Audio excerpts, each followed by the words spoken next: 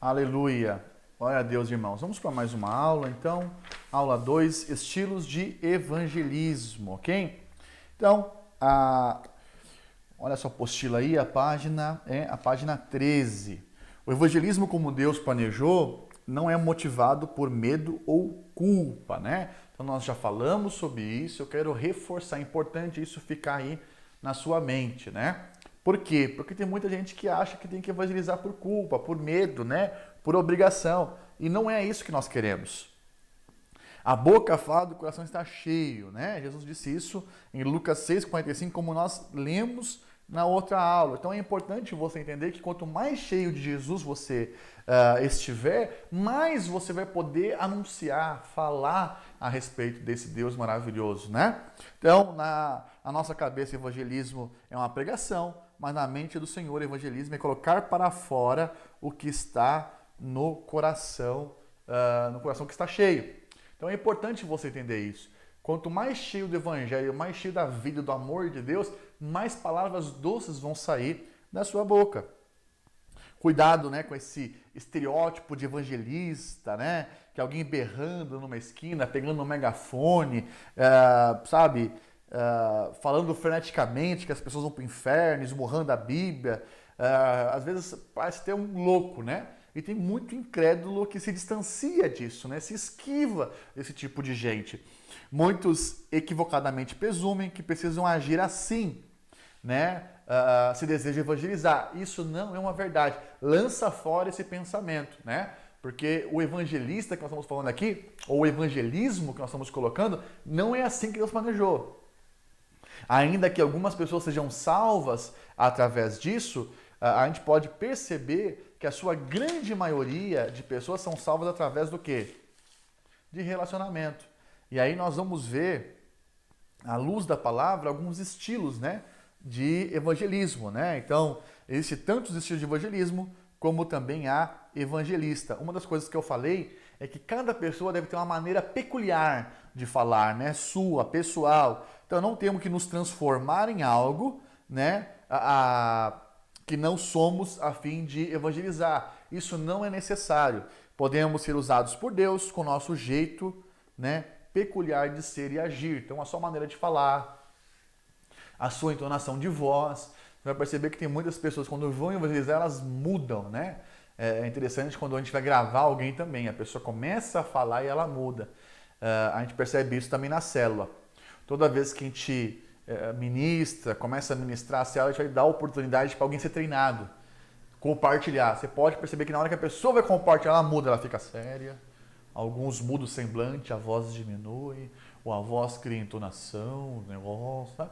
Porque a pessoa ela está tentando encajar alguma coisa que ela viu, ser alguém, e não é ela. Com o passar do tempo, ela percebe que tem que ser algo natural, tem que ser ela. O melhor evangelismo é esse, é ser você anunciando aquilo que Deus fez em você. Amém? Então, aleluia, eu quero te dar a lição da aula agora. A lição da aula hoje é você gravar um vídeo, né, falando do seu testemunho pessoal, a anunciar isso no Instagram ou no Facebook, e aí você vai me marcar para ver. Eu vendo, né? Então você tem aí esse tempo que nós fazemos de atividade até sexta-feira, para você gravar esse vídeo, 3, 4, 5 minutinhos de testemunho na sua apostila.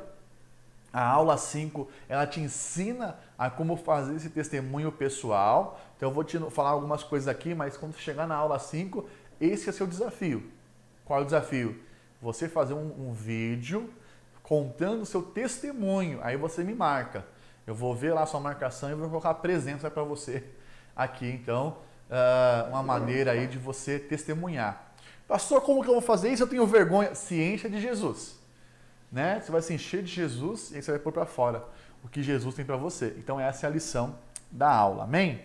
Aleluia! Então, primeiro estilo aí que você vai ver é o confrontativo de Pedro. Na sua primeira pregação, ele confrontou os judeus dizendo que foram eles que crucificaram o Senhor Jesus. Esteja absolutamente certa, pois toda a casa de Israel, de que a este Jesus que vós crucificastes, Deus o fez Senhor e Cristo. Ouvindo ele essas coisas, compungiu-lhes o coração, e lhe perguntaram a Pedro e aos demais apóstolos: que faremos, irmãos? Respondeu-lhes Pedro: arrependei-vos e cada um de vós seja batizado em nome de Jesus Cristo para a remissão dos vossos pecados e recebereis o dom do Espírito Santo. Que pregação! A Bíblia fala que essas duas pregações dele, 3 e 5 mil pessoas se converteram, ou 5 mil e 3 mil, eu não lembro agora a ordem, depois você pode olhar. Ok? Então Pedro era um homem de ação. Ele era sempre o primeiro a falar, se mover, a reagir. Foi ele quem andou sobre as águas, foi ele quem decepou a orelha do sujeito no Getsemane. Ele era alguém impetuoso. Então o estilo, né, de evangelismo de Pedro era assim, impetuoso, ele agia, ele fazia, né? Alguém mais sanguíneo, colérico, se a gente falar de temperamento, né? Aqueles que possuem o estilo de Pedro são agressivos, rapidamente expõem o evangelho e exigem uma resposta imediata. Não agem com diplomacia.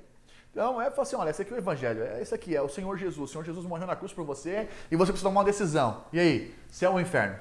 Vida ou morte? Bênção ou maldição? É nesse estilo, é tipo Peniel. O estilo de Pedro, se nós vamos poder falar, é Peniel. Olha, esse aqui é o seu nome então, quem você é? O que você quer fazer? Né? Então, o estilo agressivo que nós estamos falando aqui não é de agressão física, é de ser alguém, sabe, objetivo ali, sabe o que quer, sabe o que tem que falar, expõe a palavra e espera uma resposta imediata, ok? Então, normalmente aqueles que possuem o estilo confrontador de Pedro geram frutos mais rápido, mas também são eles que experimentam das maiores rejeições e resistências, né? Tem gente que resiste a esse estilo. Não, mas eu acho que não precisava ser assim. Nós temos vários estilos, você precisa saber qual que mais se encaixa com você, ou você desenvolver a sua melhor forma de anunciar o evangelho. Paulo já era muito culto, extremamente inteligente, né? Que é o segundo estereótipo intelectual de Paulo, né? E ele usava argumentos irrefutáveis. Então ele entrava na conversa. Você sabe, a Bíblia fala que ele estudou os pés de Gamaliel, um cara de renome da época. Então ele é alguém que tinha muito estudo, era alguém que tinha, como eu posso mencionar para você, ele era alguém muito sábio, conhecedor, estudioso, letrado, né? Ao contrário dos apóstolos, que boa parte era iletrado, mas adquiriu sabedoria andando com Cristo. Isso também acontece. Quanto mais você anda com o Senhor Jesus, mais sábio você se torna. Bom, voltando aqui para o texto, né? Evangelista como Paulo gosta de fazer apologia da fé, defesa do evangelho, não se importa em se envolver em debates, né? Em discussões intelectuais, porque eles são seguros do arsenal que eles têm, de versículos, de palavra, de exemplos, né? Eu amo ver o pastor Aloísio ministrar. A maneira que ele expõe a palavra, né? A maneira que às vezes ele, sabe, como um lorde, ele rebate algumas coisas. Eu já sou meio Pedro, assim, sabe, nas palavras. É isso aqui, sim ou não, vamos. E às vezes alguns me resistem. Mas o estilo de Paulo é um estilo muito sábio, de um mestre mesmo, né? São grandes conhecedores da Bíblia e não se sentem intimidados quando são questionados, pois sempre estão preparados, né? E tem uma palavra, uma resposta apropriada. A estratégia do evangelista, né? Do evangelismo preferida deles é deixar o outro encurralado, sem ter outra alternativa a não ser se posicionar a respeito de Cristo. Ele vai construindo uma conversa, construindo uma história onde a pessoa não tem como refutar, né? Então, em Atos 17, eu também acho muito interessante essa passagem, ele usa uma situação para falar do Senhor.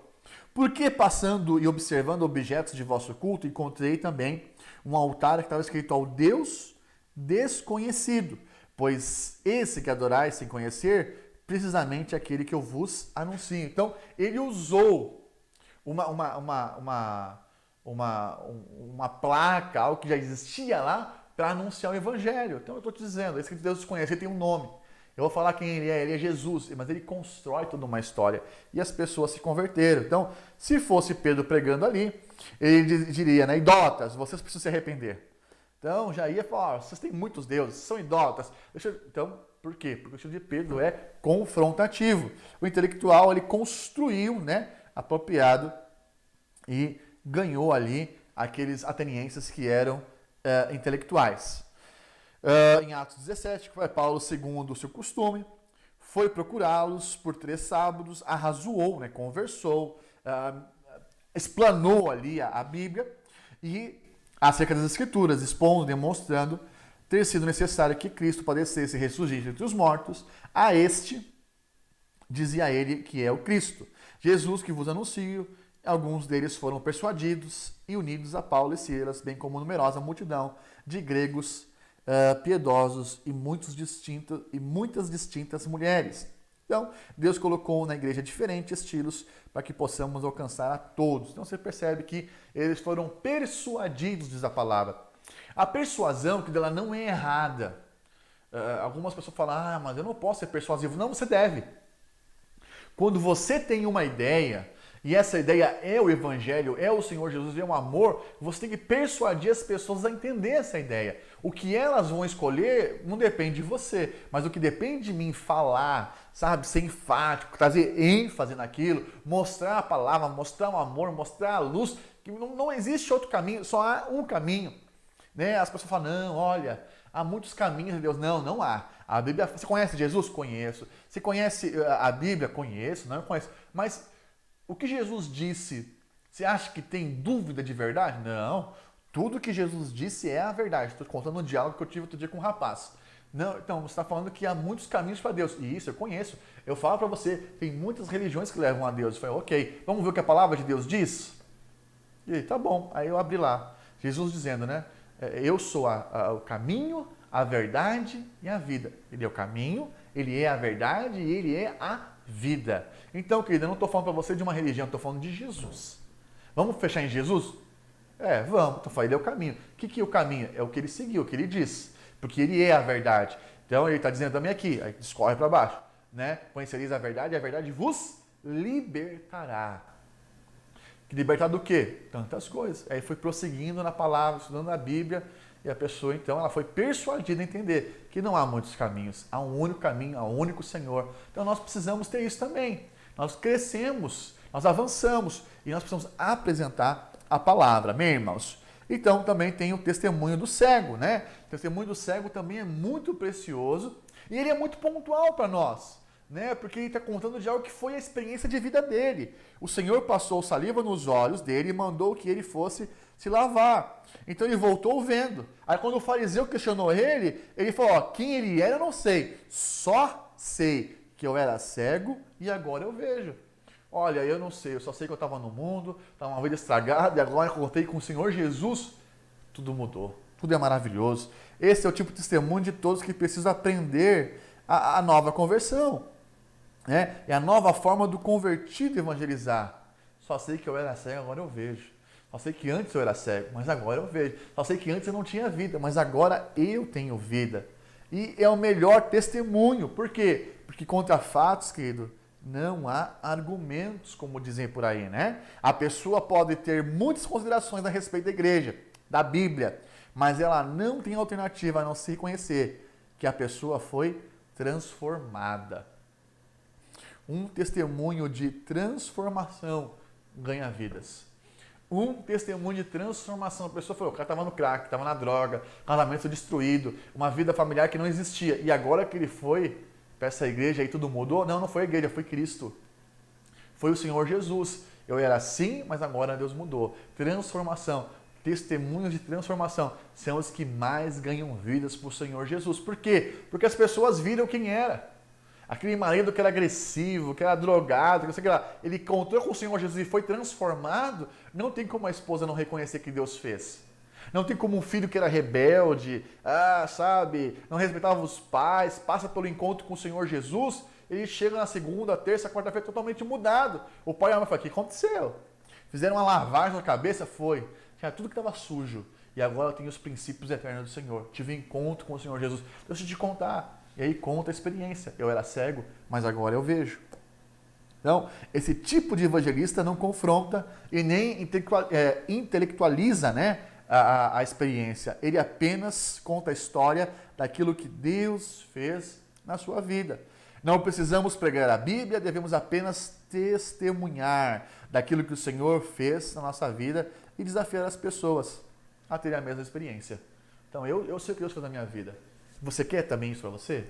Eu era assim, agora eu estou diferente. Eu sei que eu tenho muito a melhorar ainda, mas Deus me transformou muito. Eu não uso mais droga, eu não bato mais isso, eu não roubo, eu não mato, sei lá.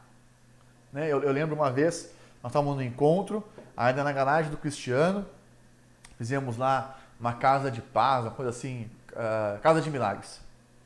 E aí eu confrontei um cara lá, falei, olha, você quer viver essa vida, e não sei o que lá, eu fui falando.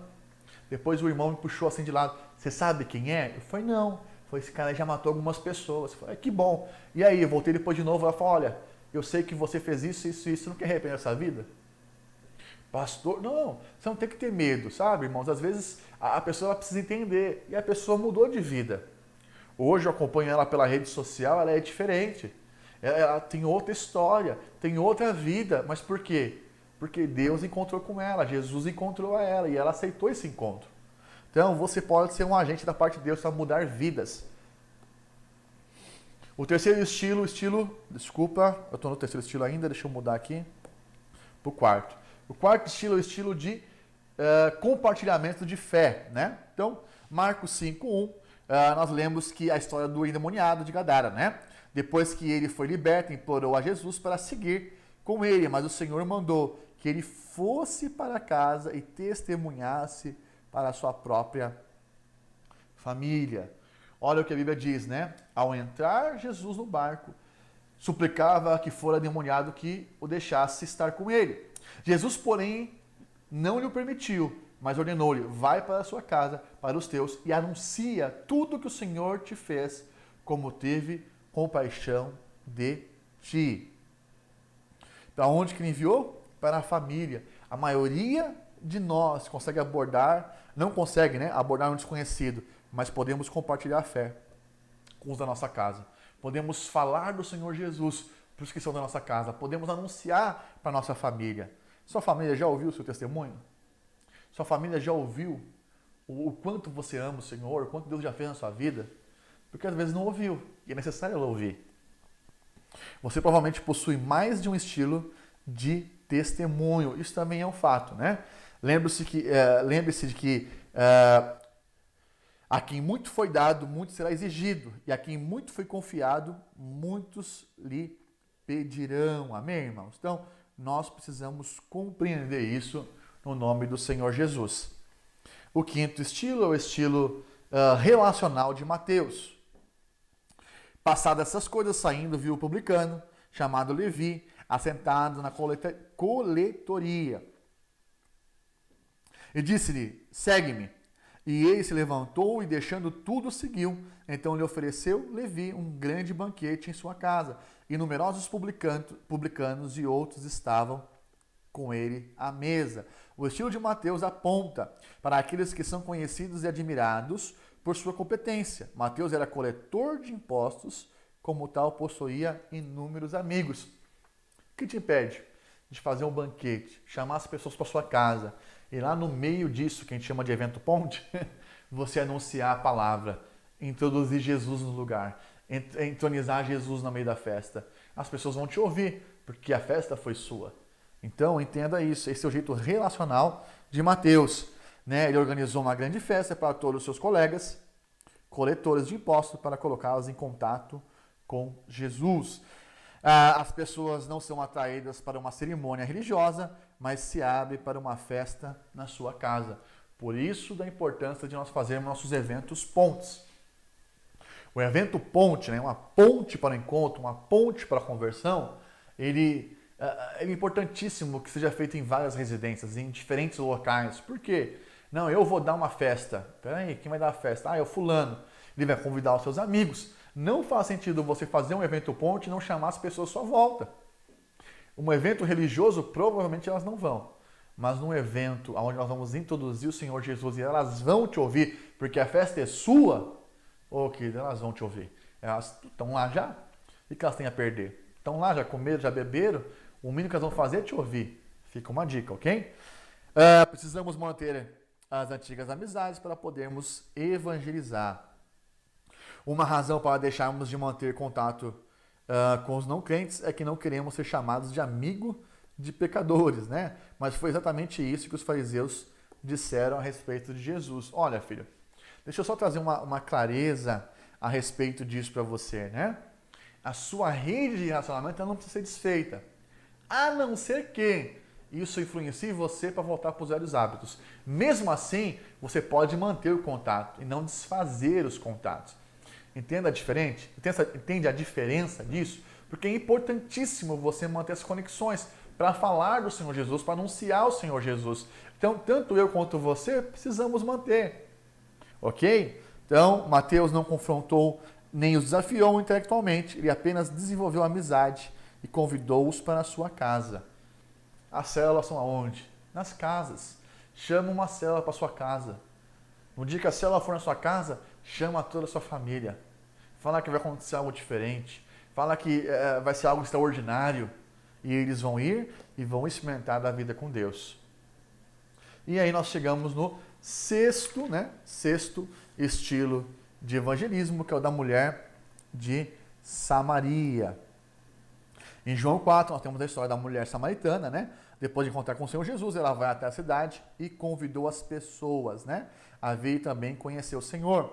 A samaritana foi uma evangelista de convite. O seu estilo era simplesmente convidar. Então ela chegou e convidou, não tem nada de extraordinário.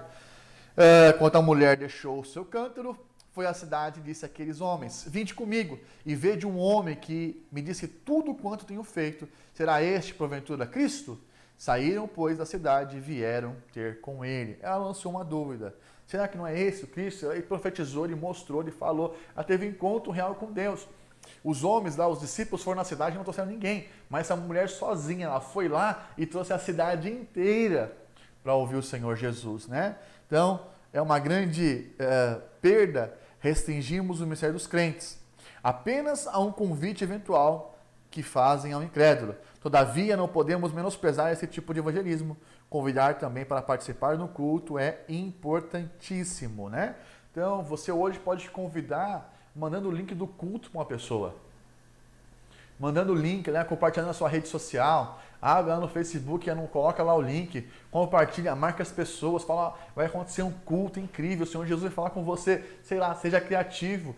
Sabe? Usa a persuasão nas suas palavras na hora que você digitar. Mas entenda, existe também esse estilo de convite, né? E o sétimo estilo é o estilo do serviço de Dorcas, né? Então, se você não conhece Dorcas, Dorcas era uma excelente evangelista, né? E o nome dela está na palavra porque ela era alguém que tocava, alguém que amava, alguém que era especial.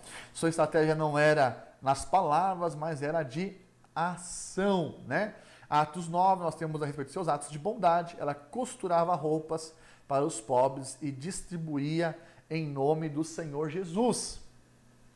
Colocamos aqui pelo menos 7 estilos de evangelismo, com qual deles você se identifica. É possível que muitos tenham mais de um estilo, mas com certeza posso afirmar que não há nenhum membro da igreja que não possua pelo menos um destes estilos de evangelismo. Lembrando que você não precisa ficar em apenas um, você pode navegar entre eles. Em algum momento você pode ser confrontativo, em outro você pode persuadir em palavras, servir, você pode fazer o convite, você pode fazer todos para diferentes tipos de pessoas. Você pode desenvolver um novo, o que te impede? Entenda isso em nome do Senhor Jesus. Deus quer usar a sua vida para ganhar vidas para Ele. Deus quer usar o seu filho, você, para transformar outros em filhos de Deus. Cabe a mim, cabe a você aceitar o convite santo do Senhor para sermos esses evangelistas e ganharmos as vidas para o Senhor nesse tempo, no nome do Senhor Jesus. Vamos para a próxima aula, ok?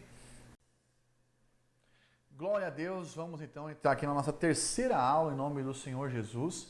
Lembrando para você o nosso desafio, né? E a tarefa dessa aula não vai ser um questionário, vai ser você testemunhar publicamente aí, fazendo um vídeo e lançar na sua rede social e me marque para que eu possa ver, compartilhar, é claro, né? E também lançar sua presença na aula de hoje.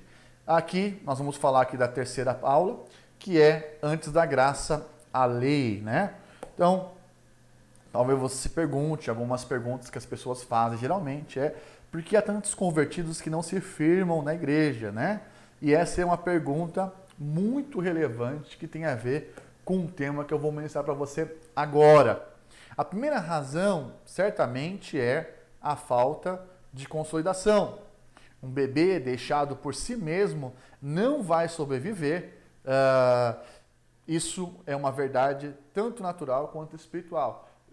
Esse serviço da consolidação, ele precisa ser assim muito bem feito. Nós vamos ter uma aula só sobre isso. Mas aqui está um dos motivos, ok?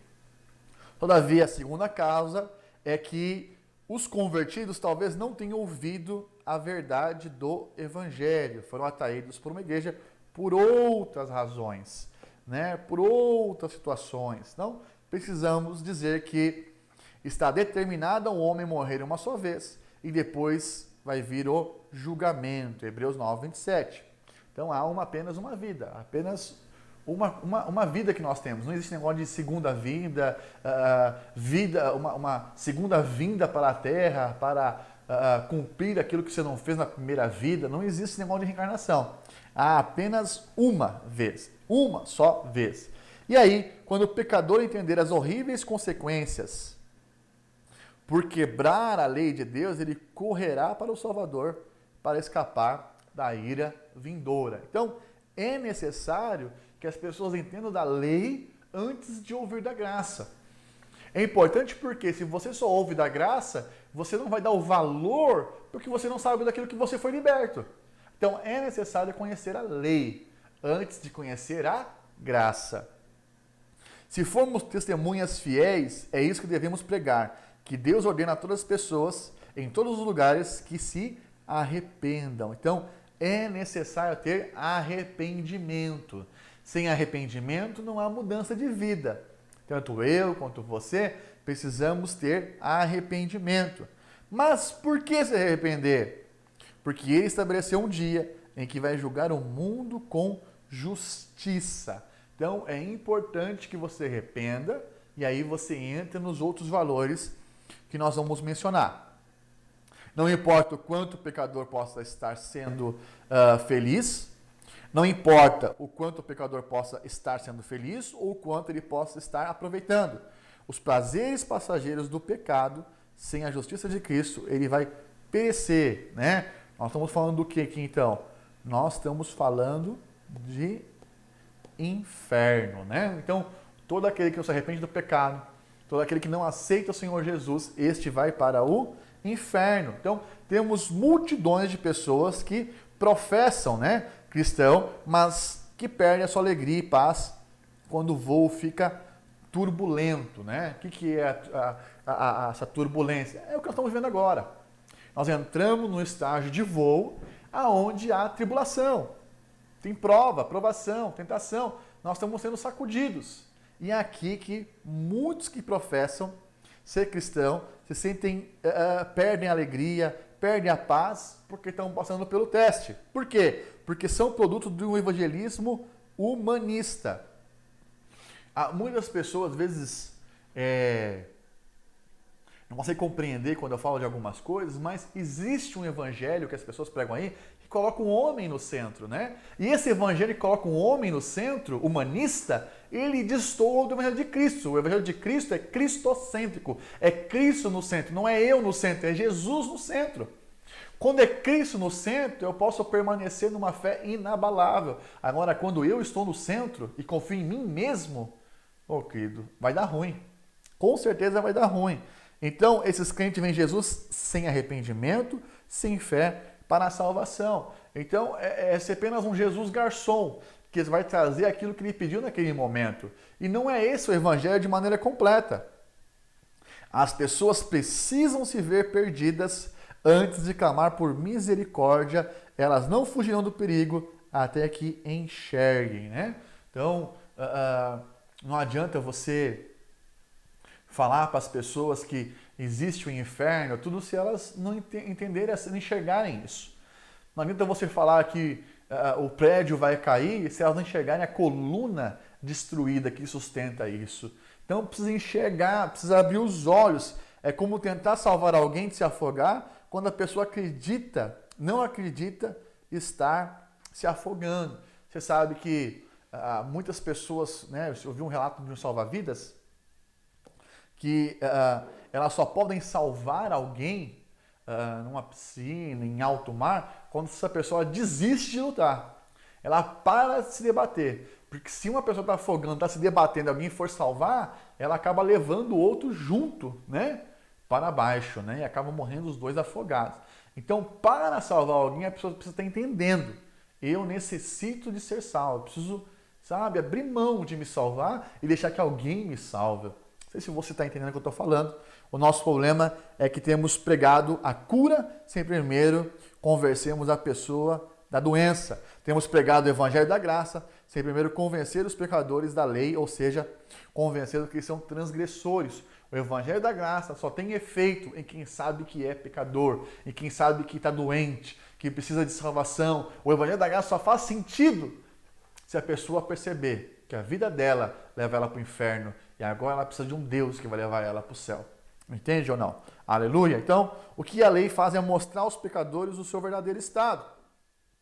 A lei mostra aonde você está, quem você é e o que você necessita. Se você não reconhece o seu estado, se você não reconhece que você precisa de salvação, você não vai aceitar o amor de Deus. Ou até aceite, mas não vai dar o valor devido. É como a luz do sol revelando a poeira flutuando numa sala. Não foi a luz que criou a poeira, a luz meramente expôs aquela poeira que já existia no ambiente, né? Então, outro dia nós compartilhamos ali o exemplo do copo d'água que o pastor Aloísio ele ministra, né? Então, tem sedimentos lá embaixo do copo, uma terra lá embaixo. Com o tempo, essa poeira, esse pó, ele cede. Mas a colher é a lei de Deus. Se meter lá dentro e bater aquele copo, a poeira, aqueles sedimentos, eles vão mostrar que aquela água, na verdade, era suja. Tem muita gente achando que é boa, mas na hora que a lei mostra, vai perceber que essa pessoa ela é suja. O que precisa fazer? Deus precisa vir com a sua maravilhosa graça e remover toda a sujeira. Remover todo o sedimento. E é isso que o Senhor quer fazer na nossa vida. Entende? Em nome do Senhor Jesus? Né? Pela lei vem o conhecimento do pecado. Romanos 3:20. Além disso, Paulo afirmou que pelo mandamento do pecado manifestou-se excessivamente maligno, né? Então, se você quer conhecer o que é ministrar a lei antes de ministrar a graça, você precisa ler o livro de Romanos. O livro de Romanos é um livro poderoso. Ele é considerado o quinto evangelho. Então, 4 evangelhos, você sabe, Mateus, Marcos, Lucas e João, mas você tem o quinto evangelho, que nós denominamos assim pela teologia, falando o quê? O que o Romanos ministra, né? O apóstolo Paulo, ele ministra o quê? Então ele começa lá atrás falando e mostrando que o homem precisa da salvação e que Deus é salvação. E aí ele entra na graça. Mas todo esse processo é que toda pessoa deveria passar. Entender que nós somos cruéis, nós somos maus. Isso é a lei mostrando. Mas em Jesus tem salvação. Então, quando estivermos evangelizando, precisamos expor gradualmente a verdade do evangelho, começando pelo entendimento da lei de Deus, do pecado e das suas consequências, né? Então você sabe, Romanos 6:23 fala que o salário do pecado é a morte. O salário do pecado é a morte, mas o dom gratuito de Deus é a vida eterna. Então perceba, o pecado gera morte, mas Deus gera vida. Então a pessoa precisa compreender, a sua vida, os seus pecados geram morte, tem que sair daí, se livrar disso. Existe uma saída, a saída é Jesus, mas precisa expor o quê? A lei. Precisa mostrar o quê? Pecado. Qual é a consequência disso? E aí a pessoa sentir a necessidade, o desejo de ser salvo. Entende? Em João 4, podemos ver Jesus evangelizando aquela mulher de Samaria. O Senhor começou no nível natural, mudou para o espiritual, trouxe convicção do pecado, né? Usando ali o 7º mandamento, então revelou ser o Messias. Ele fez o quê? Um processo. Toda conversão precisa passar por esse processo, entender, ter esse entendimento. Se você trazer a graça antes desse entendimento, a graça não vai ser útil para essa pessoa. Ela vai saber de muitas coisas, mas ela não vai absorver aquilo como convicção, porque não foi criado nela a necessidade de se arrepender, a necessidade do quê? De avançar. Por que a gente começa em conta em Peniel?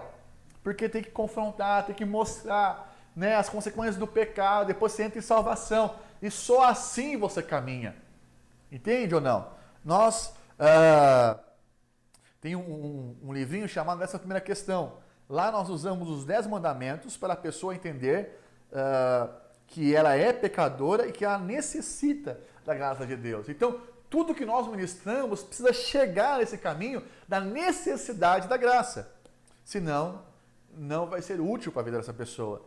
Se não usarmos a lei na proclamação do Evangelho, enchemos nossa igreja de falsos convertidos, pessoas com coração sujo, né, solo pedregoso, e que apenas inicialmente recebem a mensagem com alegria, mas depois essa mensagem ela seca e a pessoa acaba se desviando, né?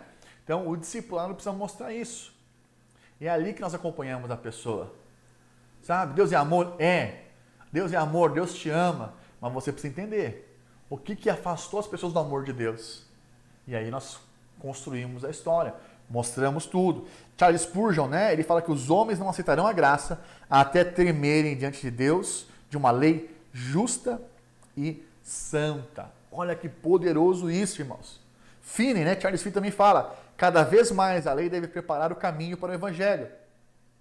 Negligenciar isto na instrução das almas certamente resultará em falsa esperança, na introdução de um padrão falso de experiência cristã, encherá a igreja de falsos convertidos. Uau! Então, perceba, no nosso meio muitas vezes nós temos pessoas que são falsas convertidas, porque não tiveram uma experiência de arrependimento, não tiveram experiência com a lei. A experiência da graça, ela sempre vem depois da experiência com a lei. Então a lei, ela aponta para onde? Que você necessita da graça. Sem a lei, você não vai entender a necessidade da graça. Você ser apresentado somente à graça, sem ter entendimento da lei, faça as pessoas terem uma falsa conversão. Ou uma conversão conveniente. É por isso que muitas pessoas não prosseguem no caminho do Senhor Jesus. Não estou falando em pregar o fogo do inferno, esse tipo de pregação produz convertidos cheios de medo, mas o uso da lei de Deus produz convertidos cheios de lágrimas, e isso é necessário. Poucas vezes eu tenho visto pessoas chorar aos pés do Senhor Jesus numa conversão.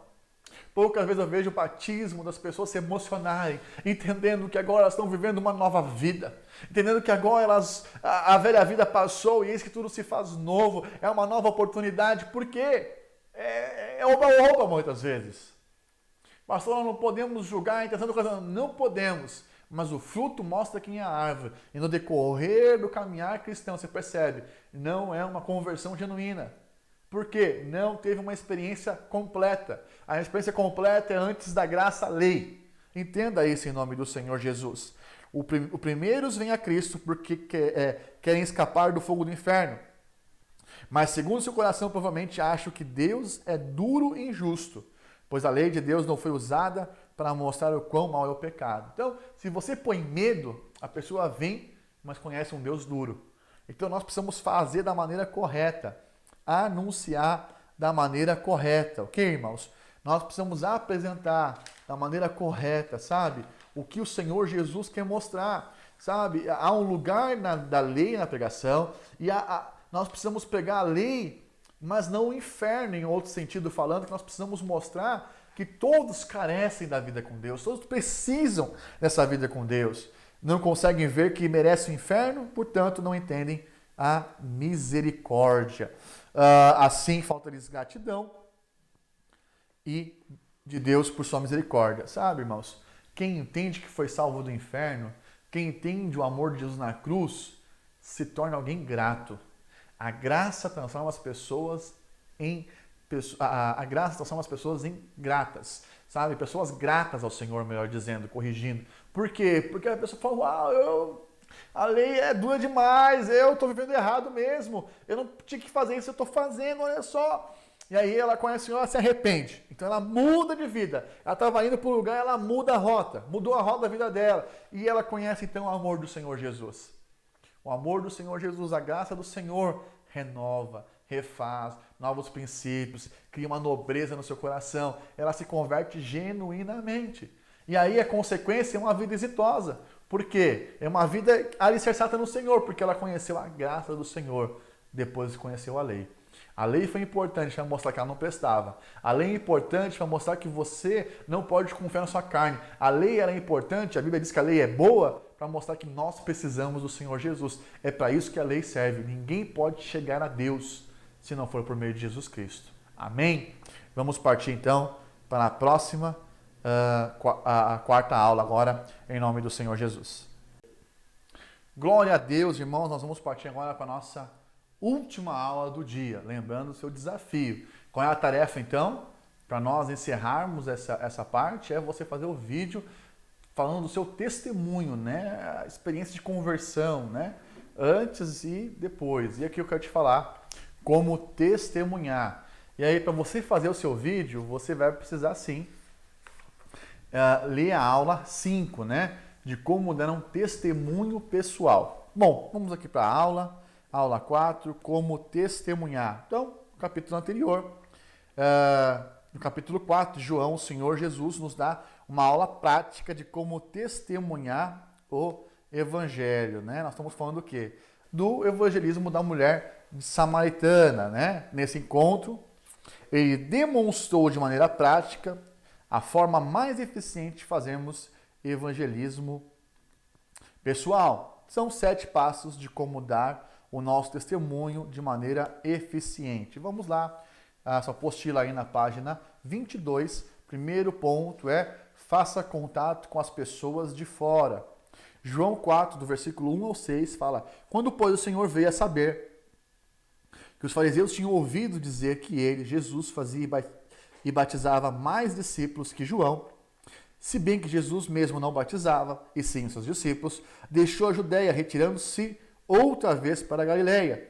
E era-lhe necessário atravessar a província de Samaria. Chegou, pois, a uma cidade samaritana chamada Sicar, perto das terras de Jacó, dera o seu filho José.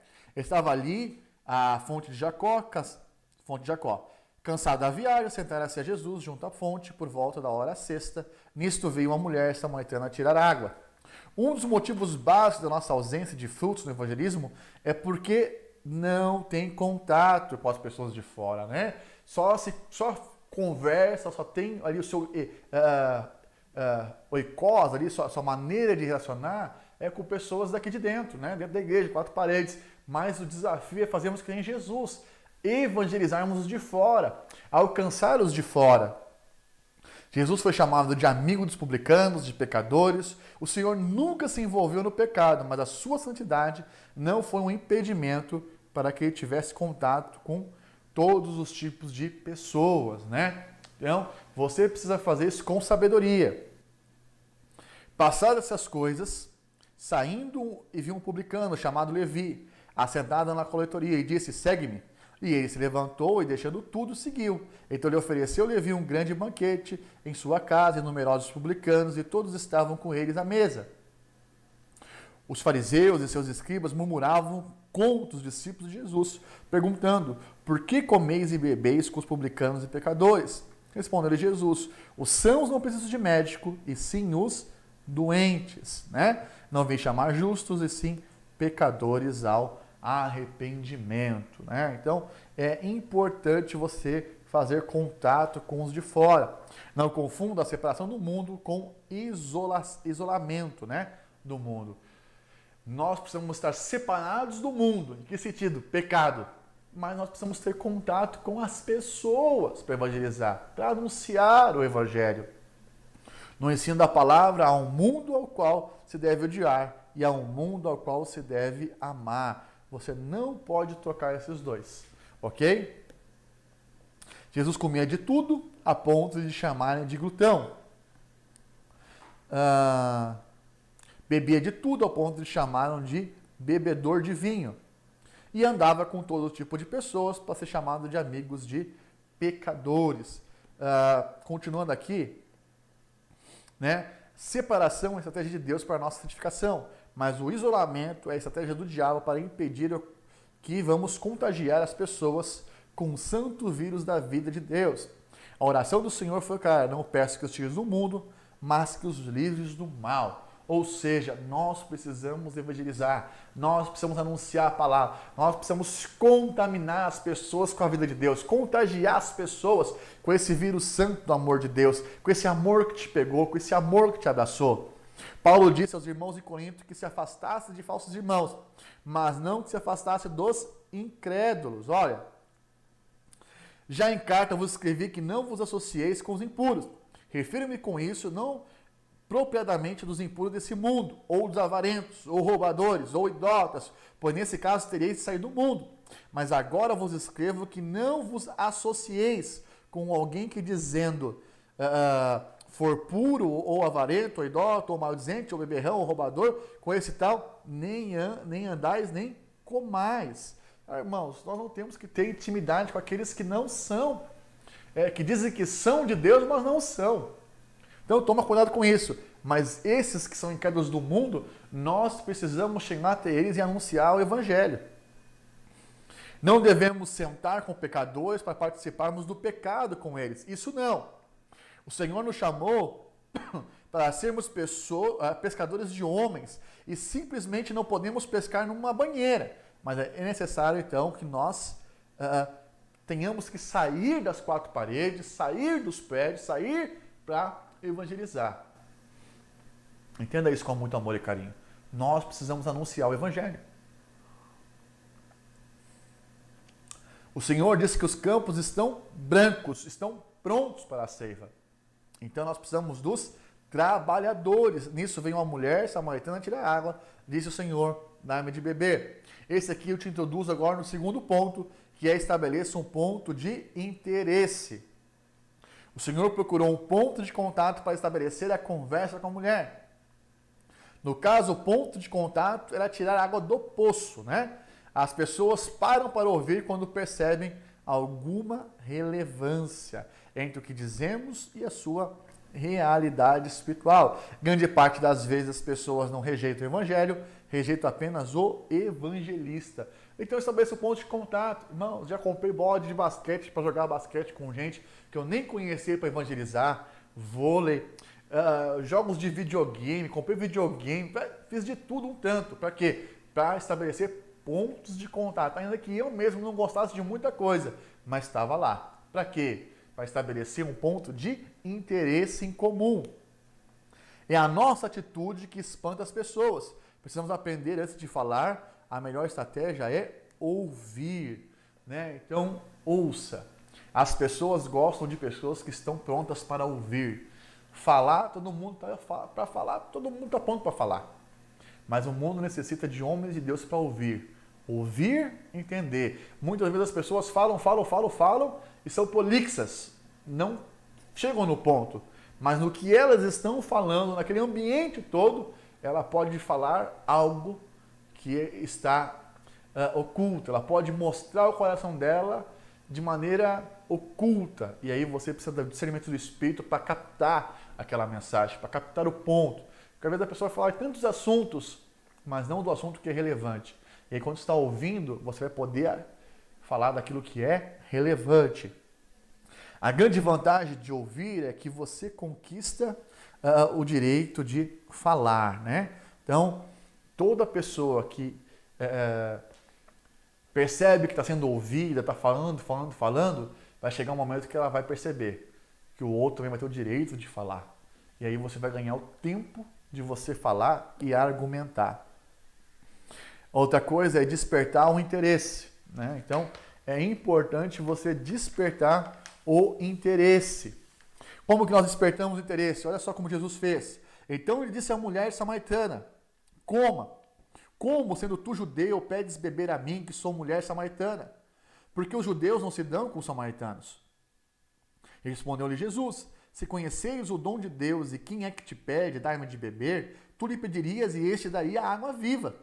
Respondeu a ela: Senhor, Tu não tens com que tirar, e o poço é fundo. Onde, pois, tem a água viva? És tu, porventura, maior do que Jacó, o nosso pai, que nos deu o poço? Do qual ele mesmo bebeu, e bem assim seus filhos e seu gado? Afirmou-lhe Jesus: quem beber dessa água tornará a ter sede. Antes, porém, que beber da água que eu lhe der, nunca mais terá sede. Pelo contrário, a água que eu lhe der será nele uma fonte a jorrar para a vida eterna. Disse-lhe a mulher: Senhor, dá-me dessa água, para que eu não tenha mais sede, nem precise vir aqui buscá-la. Olha só. Ou foi estabelecido um ponto, né, um despertar de interesse, de curiosidade. Irmãos, isso aqui é muito poderoso, porque nós precisamos agir assim, trazer um interesse. Às vezes eu vejo evento pontes que não desperta interesse, não desperta curiosidade. Eu estou instigando os irmãos agora até o nosso grupo de mídia a despertar o interesse das pessoas de assistir o vídeo, de despertar o interesse de participar de algo. Nós estamos vendo um mundo agora, um tempo, onde você vai perceber quem são os genuínos crentes que foram converteram e têm a necessidade de continuar se alimentando e aqueles que estão em dúvida e tem os desmaiados. Desmaiados que estão à beira do caminho. E nós precisamos resgatar todos esses, amém? Então o Senhor aqui despertou interesse. Então nós podemos agir de duas formas. Agindo como sal e lançando uma isca. Olha só. Então ele disse à mulher Samaria: como sendo tu judeu, pedes a mim, que sou mulher samaritana, porque os judeus não se dão bem com os samaritanos. Precisamos despertar sede nas pessoas. A mulher se surpreendeu com a atitude de Jesus, e isso chamou a atenção dela. Então, ele como homem, falou com a mulher. Ele como judeu, falou com uma samaritana. Ele, como um rabino, falou com uma mulher de vida errada. A atitude de Jesus foi interpretada como aceitação. Então, ele mostrou ali que estava aceitando, rompendo as barreiras da religiosidade. Entende? Jesus rompeu aqui as barreiras da religiosidade. A nossa vida deve ser como o sal, que desperta sede nas pessoas, desperta interesse. Antes de testemunhar, precisamos de algo para compartilhar que seja real em nossa vida. As pessoas não têm interesse de ouvir algo que não é real na sua vida. O que você for ministrar tem que ser algo real. Sabe, algo que a pessoa fala: não, peraí. Está falando com propriedade, fala com autoridade, fala como aquele que vive, não de conhecer, mas de realidade. Você precisa ter uma realidade da vida de Deus. Então não precisamos ser perfeitos para testemunhar. Mas a vida que não, mas é vital que não sejamos cheios de contradições. Então eu prego algo que eu não vivo. Eu falo do amor, mas não vivo esse amor. Eu falo do perdão, mas não perdoo. Esse não encontrou com a graça. Encontrou com alguma coisa, mas não foi a graça de Deus. Entende o que estou falando? A mentira que temos de ser perfeitos, de falarmos, tem feito muita gente se calar, ficar quieta. Então você talvez não é perfeito, assim como eu. Mas isso não pode impedir você de anunciar o Evangelho. Agora, você não pode ser contraditório. Ter uma vida dupla, uma vida em Deus e uma vida no mundo. O pecado para quem está em Deus é um acidente, mas quem está no mundo é rotina. O pecado não pode ser rotina na sua vida. Na vida do crente, o velho eu morreu. Morreu aonde? Na água do batismo. Você não pode deixar um miserável aprender a nadar novamente e ressurgir. Amém? Então é comum ouvirmos dizer que a melhor forma de evangelizar não é por palavras, mas é por ações. Lembra de Dorcas. Mas de nada adianta pessoas reconhecerem que você é uma excelente pessoa e não ouvirem a mensagem do Evangelho. Então, é necessário ter a mensagem do Evangelho. É necessário ministrar a palavra de Deus. É necessário anunciar esse Evangelho a todas as coisas, a todas as pessoas.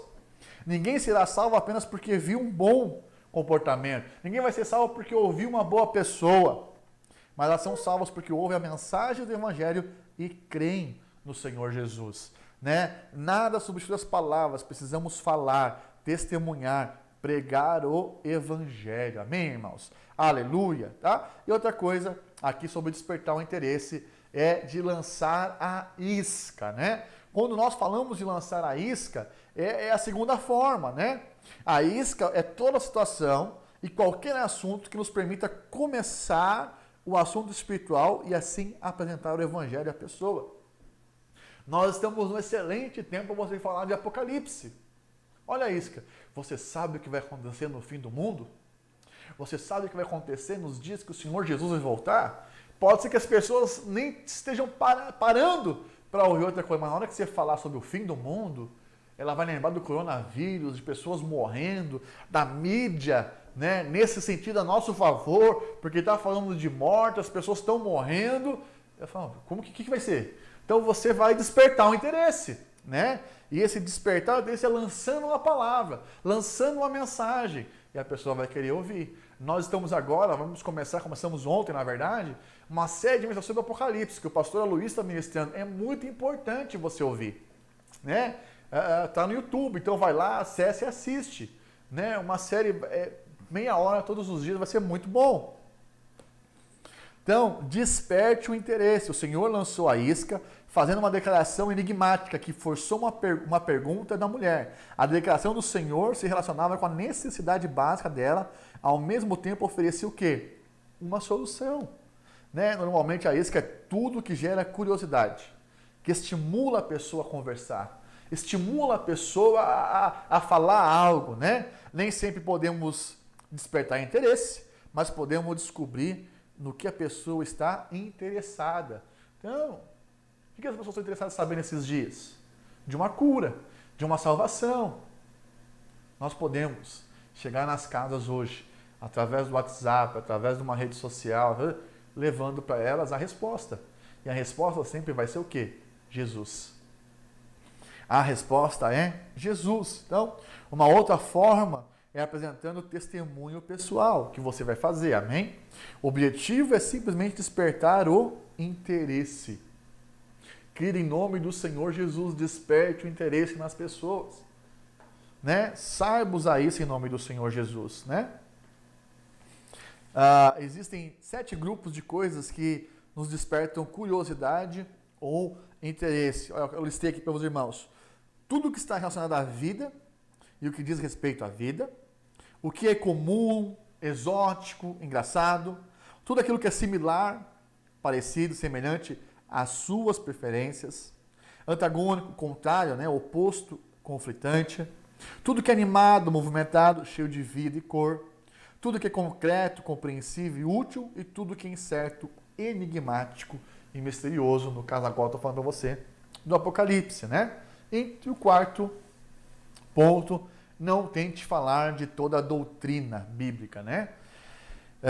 Olha só, versículo 13 e 15 do capítulo 4 de João. Afirmou-lhes Jesus, quem beber dessa água tornará a ter sede. Aquele, porém, que beber da água que eu lhe der, nunca mais terá sede, pelo contrário, a água que eu lhe der será nele uma fonte a jorrar para a vida eterna. Disse a mulher, Senhor, dá-me essa água, para nunca mais eu tenha sede e nem precise vir aqui. Olha só, prenda-se somente no que é importante, necessário para a pessoa naquele momento. Não tente entrar em outros assuntos. Seja objetivo. Devemos dar às pessoas somente a parte da mensagem para a qual esteja preparada. E não devemos nunca condenar. Então, nunca use o testemunho para condenar uma pessoa. Nunca use de uma maneira ali para subjugar aquela pessoa. É possível, né, apresentarmos o evangelho a alguém sem termos que expor toda a doutrina bíblica, né? Então, anunciar todos os pontos. Quinto, não condene. Então, falei agora, mas isso me introduz aqui nesse novo aspecto que é não condene. Disse Jesus, vai, chama teu marido e vem cá. Ao que lhe respondeu a mulher, não tenho marido, replicou-lhe Jesus, bem respondeu. Bem disseste, não tenha marido, porque 5 maridos já tiveste, e esse com que agora estás não é teu marido, e isso disseste com verdade. Você não vê condenação nas palavras de Jesus. Jesus jamais condenou. Ele sempre tinha uma palavra de perdão e aceitação para os pecadores. E é isso que nós devemos ter. Sempre uma palavra de aceitação. Uma palavra que vai cooperar, uma palavra que vai mostrar, uma palavra que vai atrair as pessoas para o Senhor Jesus. A nossa mentalidade religiosa nos leva a concluir que se não condenamos rapidamente o pecado, estamos sendo cúmplices daquele erro. Não é assim.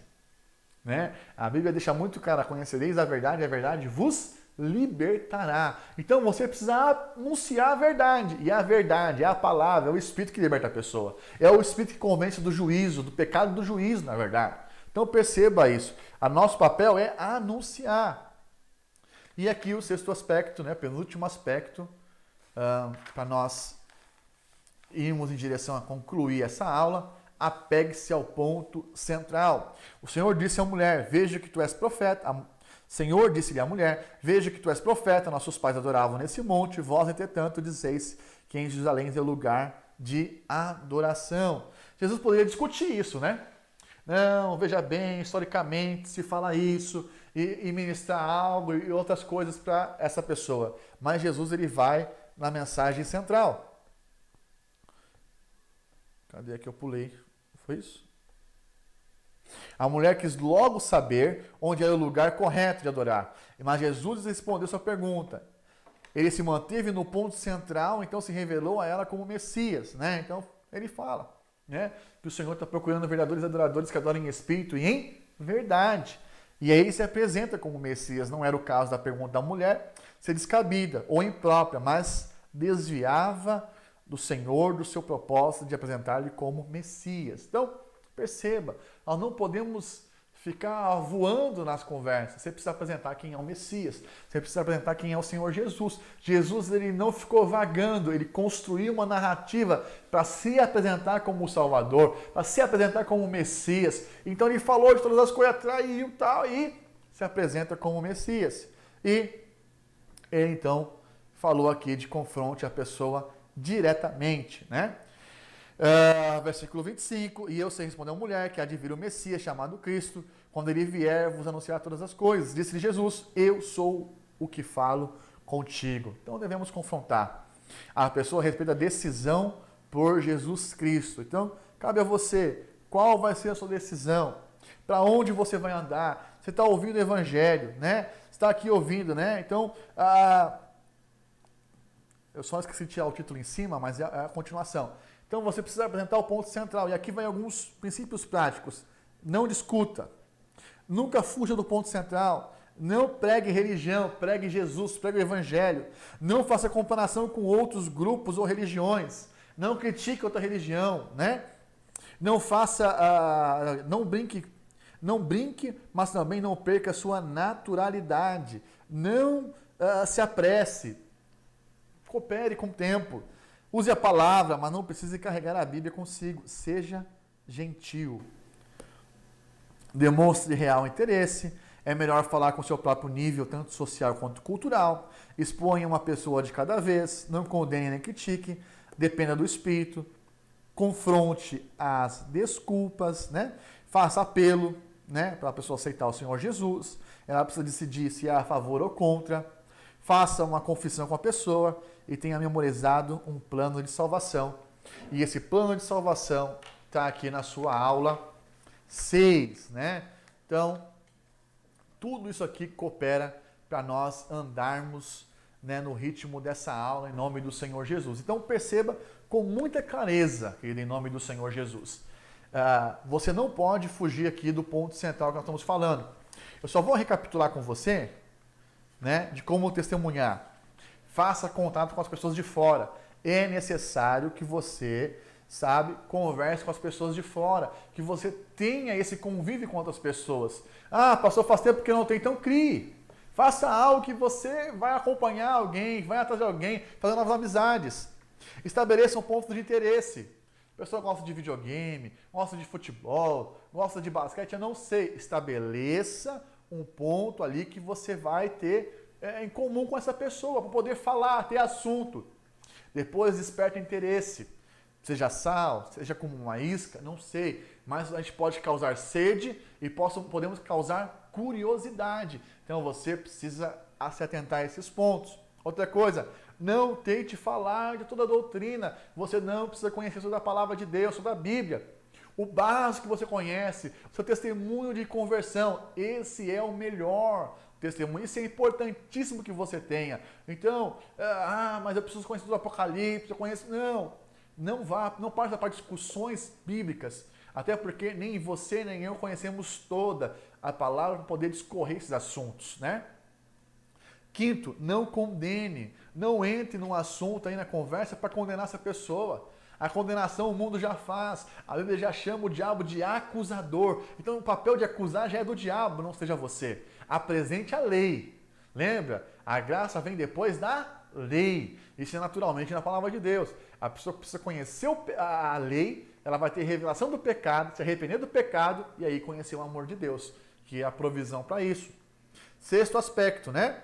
Apegue-se ao ponto central, ou seja, o ponto da mensagem. O ponto central é mostrar o Senhor Jesus, é apresentar o Filho de Deus, o Messias, é apresentar o plano de salvação. E o sétimo, confronte a pessoa diretamente, ou seja, ao ponto da pessoa ser persuadida a escolher um caminho, se ela é a favor de Jesus ou se ela é contra. Mas todos nós temos que seguir esse caminho no nome do Senhor Jesus. Estamos encerrados. Não esqueça, o seu desafio qual que é? Fazer um vídeo testemunhando na rede social, seja Facebook ou Instagram, para você mostrar para a gente e me marque. Deus te abençoe.